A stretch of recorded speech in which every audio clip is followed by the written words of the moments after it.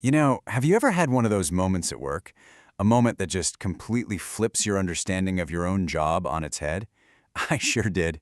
It didn't happen in some big meeting or from a memo. Nope. It happened right in the middle of this absolutely massive project. And it taught me that the word support meant something totally different than what I'd always thought. And this was my honest-to-goodness reaction. Just wow. This colleague and I, we had started at the company on the very same day. And now he was leading a project of this size? It was a lot to take in. A mix of total shock, maybe a little bit of, hey, how'd he get that job? And really a whole lot of awe. I really thought I had my job figured out. To me, being in a support role was simple. I was a human Swiss Army knife. You need a document formatted? You got it. Need someone to take notes in a meeting? I'm your guy. My job was just doing tasks. But this one project, man, it just shattered that whole idea and showed me how small my thinking had been.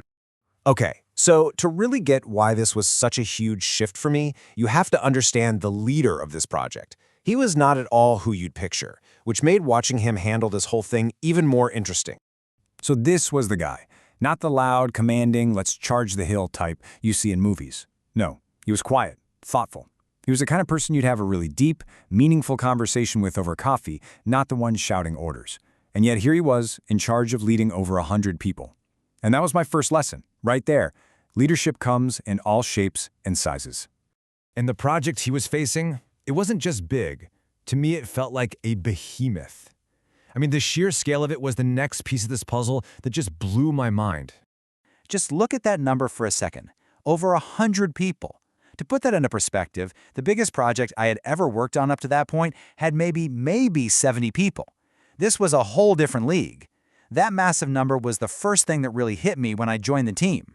And the complexity was just dizzying. It wasn't just 100 people all doing the same thing. Oh no. We had a web development team, a back-end batch processing team, and then multiple outside vendors who all had their own ways of doing things, their own priorities. Trying to get them all on the same page, it was a logistical nightmare. And seeing my peer, this guy who literally started this journey on the same day as me, commanding that kind of respect, I was just genuinely proud of him. It was seriously impressive. But that feeling was about to get a lot more complicated. By the way, if this story is hitting home for you at all, do me a favor and hit that like button. It really helps out. Okay, so this is where things took a turn.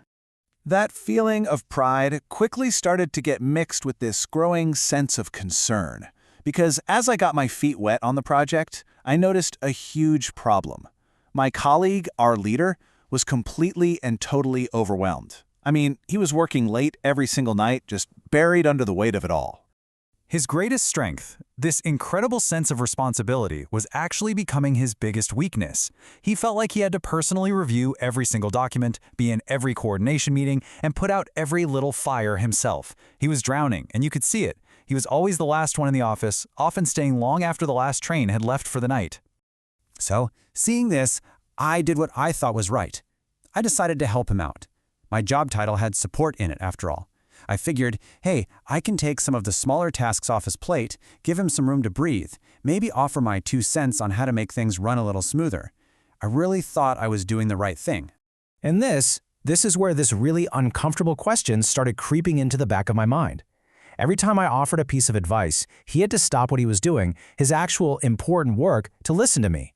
I was trying to help, but was I just becoming another meeting on his calendar, another demand on his time? My help was starting to feel less like a lifeline and more like a tax. That question just kept bugging me, and it forced me to really think hard about what support even means. And I realized it's not just one thing. There are different ways to help, and picking the right one, well, that's everything. And that's when it finally clicked for me. Support isn't one thing, it's 2. You've got task support. That's like being a co-pilot. That's literally taking the controls and flying the plane for a little while. And then you have decision support. That's being the navigator. You're offering maps, pointing out potential storms, but you're letting the pilot fly the plane. I had been trying to be the navigator when what he really needed was a co-pilot. So the million-dollar question became, which one did he actually need from me? Another pair of hands or another opinion? And man, it is so easy to get that wrong. It's so easy to offer your brilliant ideas when all the other person really needs is for you to just handle their emails for an hour so they can finally have a moment to think. And this whole thing led me to what I now call the support paradox. It's this incredibly delicate tightrope walk. You can't take over so much that you're undermining the person in charge. You can't constantly interfere with their decisions. But you also can't just stand there and do nothing while you watch them struggle. Finding that perfect balance, that's the real art of being in a support role.